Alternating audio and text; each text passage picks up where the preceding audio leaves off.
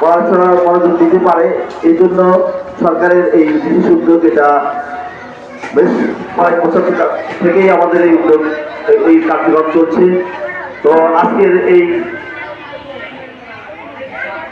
আমাদের প্রধানমন্ত্রী মহোদয় উপস্থিত হয়েছেন, আমি কৃতজ্ঞতা এবং ধন্যবাদ জানাচ্ছি ম্যাডামকে। আমাদের অনুষ্ঠানকে ম্যাডাম সাফল্যমণ্ডিত করেছেন।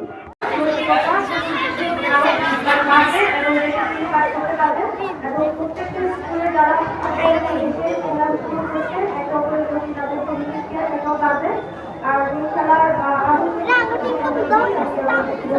ধন্যবাদ।